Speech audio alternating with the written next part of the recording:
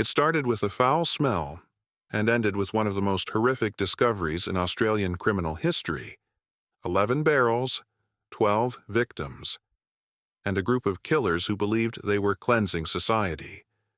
But behind their twisted logic was pure evil. This video contains details of torture, murder, and psychological abuse. Viewer discretion is strongly advised. In May 1999, police entered an abandoned bank in the remote town of Snowtown, South Australia. Inside the vault, they found 6 plastic barrels, each filled with hydrochloric acid, and human remains. Altogether, 8 bodies were found in the vault, with 3 more victims discovered elsewhere, and 1 that had been buried in a garden. The bodies had been dismembered, left to decompose, and sealed in barrels to avoid detection. The smell had become so unbearable that nearby residents began complaining. What made it even more chilling? Most of the murders didn't even take place in Snowtown.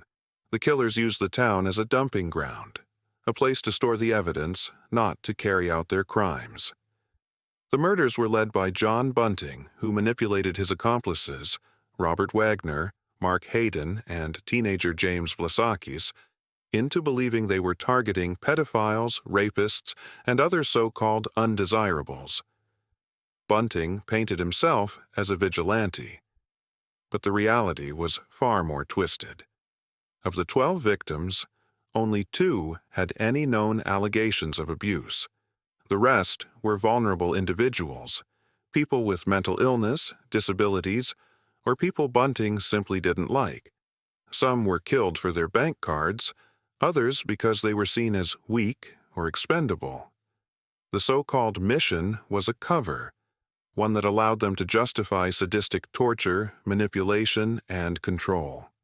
To avoid suspicion, the killers made their victims record fake voicemails and call family members before they were murdered. They would say things like, "I'm moving away," or "Don't try to contact me." After the killings, Bunting and his group would continue to use the victims' bank accounts, often withdrawing Centrelink welfare payments for months, even years, after the murders. Some victims were kept alive on paper long after they were gone. This psychological cruelty extended the trauma for families who believed their loved ones had simply vanished by choice, when in truth, they'd been tortured and dumped in a barrel. James Vlasakis was only 16 when Bunting began grooming him. By 17, he had participated in the torture and murder of 4 victims, including his own half-brother, Troy Yude. Vlasakis later confessed to holding his brother down during the murder. He said he was terrified of Bunting, describing the leader as manipulative, violent, and impossible to disobey. Still, his involvement was active and brutal. He later turned key witness for the prosecution, helping to convict the others. In return, he received 4 life sentences with a non-parole period of 26 years. Despite the name, only 1 of the 12 victims was killed in Snowtown. The rest were murdered in Adelaide suburbs like Salisbury North, far from the quiet rural town where the remains were discovered. So why Snowtown? Because the killers believed no one would check an old, abandoned bank building in a dying town. It was isolated, forgotten, the perfect hiding place. But their mistake was the smell, and a tip-off from someone inside their circle. That led police to the vault, and to one of the most haunting discoveries in modern Australian history. These weren't crimes of passion. They were cold, calculated, and carried out under the illusion of justice. Let us know your thoughts in the comments.